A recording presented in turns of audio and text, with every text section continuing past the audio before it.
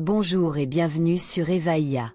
Les amis, nous vivons une époque absolument vertigineuse. La vitesse à laquelle l'intelligence artificielle évolue est telle que ce qui relevait de la science-fiction il y a 2 ans est aujourd'hui une réalité dans nos téléphones.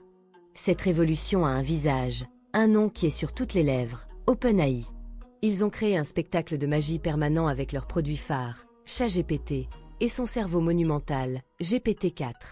Ils sortent des lapins de leur chapeau, font des tours de cartes incroyables, et le monde entier applaudit, ébloui. Pendant ce temps, un autre magicien, plus discret, Google, n'est pas sur scène. Il est dans la salle, et il ne fait pas des tours. Il change lentement la couleur des murs, la texture des chaises, le tissu même de la réalité qui nous entoure. Aujourd'hui, on analyse la stratégie de Google qui, après avoir semblé perdre la première bataille, est peut-être en train de gagner la guerre, non pas en étant le plus spectaculaire, mais en devenant invisible et indispensable. Et croyez-moi, cette stratégie change absolument tout. Pour bien comprendre, il faut se souvenir d'où l'on vient.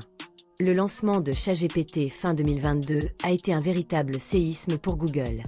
Pour la première fois de son histoire récente, le géant de la recherche n'était plus le leader de l'innovation aux yeux du public.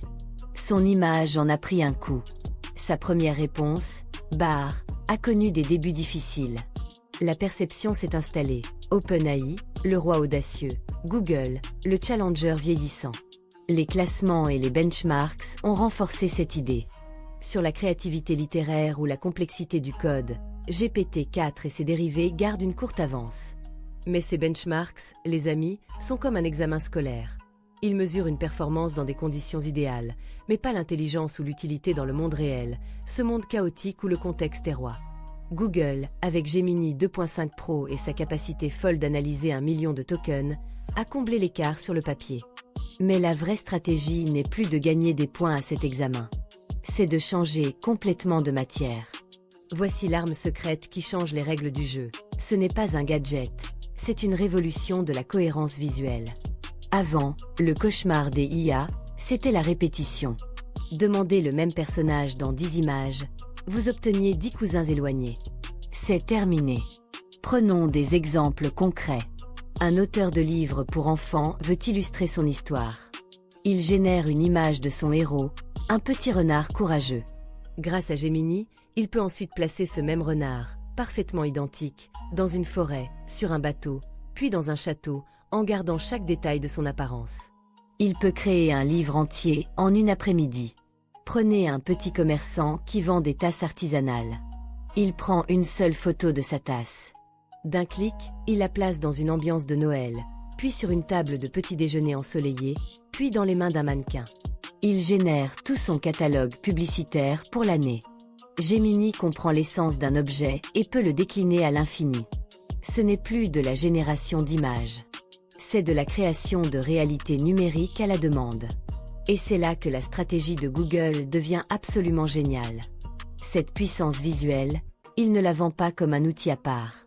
Il l'infuse dans les veines de son empire, Android, Google Photos, Gmail, Google Docs. OpenAI doit vous convaincre d'aller sur son site. Google, lui, intègre Gemini directement au niveau du système d'exploitation de 3 milliards de téléphones. Mais l'avantage le plus écrasant, celui que personne ne peut concurrencer, c'est la donnée. Depuis 20 ans, chaque recherche que vous avez faite, chaque itinéraire sur Maps, chaque email classé dans Gmail a été une micro-leçon pour l'IA de Google. Il ne possède pas seulement les outils, il possède la plus grande base de données sur l'intention humaine jamais constituée. Gemini n'a pas seulement été entraîné sur Internet, il a été entraîné sur la vie numérique de l'humanité. C'est cet avantage historique qui rend son intégration si naturelle. L'IA sera dans votre clavier, non seulement suggérant des mots, mais des images pertinentes pour vos conversations. Elle sera dans votre appareil photo, vous permettant de modifier un cliché avant même de l'avoir pris. Google est en train de construire une ville intelligente où les transports sont fluides, autonomes et intégrés à chaque aspect de votre vie. Mais les amis, cette intégration totale, cette puissance divine, a un coût et des risques immenses. D'abord, le coût écologique. La consommation énergétique de ces modèles est astronomique, une dette écologique que nous commençons à peine à mesurer. Ensuite, il y a le risque sociétal et éthique. Cette technologie de cohérence parfaite est la porte ouverte aux deepfakes de nouvelle génération, des faux si parfaits qu'ils en deviennent une nouvelle forme de vérité. Cela pose une question psychologique profonde. Que devient notre rapport à la réalité quand n'importe quelle image peut être modifiée sans laisser de traces? C'est le concept même de preuve par l'image qui risque de s'effondrer, érodant encore plus la confiance dans ce que nous voyons. De plus, elle pose la question de l'emploi. Si un seul commerçant peut générer une campagne publicitaire digne d'une grande agence, qu'adviendra-t-il des photographes, des stylistes, des graphistes? Enfin, il y a le problème de la boîte noire. Ces systèmes sont si complexes que même leurs créateurs ne comprennent pas toujours totalement comment ils arrivent à une conclusion. Nous construisons une intelligence sur laquelle nous nous reposons, sans en maîtriser tous les mécanismes internes. Alors, pour conclure, qui va gagner? C'est la mauvaise question.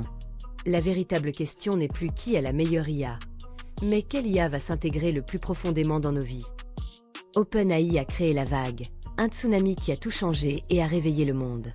Mais Google possède l'océan, les courants profonds et les infrastructures dans lesquelles cette vague se propage. La révolution ne sera pas une intelligence artificielle à qui nous parlons, mais une intelligence ambiante qui agit pour nous. La stratégie de Google est plus discrète, mais potentiellement bien plus transformatrice. Le vrai gagnant de cette guerre sera celui qui deviendra un réflexe. La question n'est donc plus que peut faire l'IA, mais qui voulons-nous devenir avec elle? Pensez à votre métier, à vos passions. Quelle est la première chose que vous automatiseriez ou créeriez avec une telle technologie intégrée à votre vie? J'aimerais vraiment lire vos idées, même les plus folles, dans les commentaires. Partagez votre vision du futur. Et pour ne rien rater des prochaines révolutions, abonnez-vous.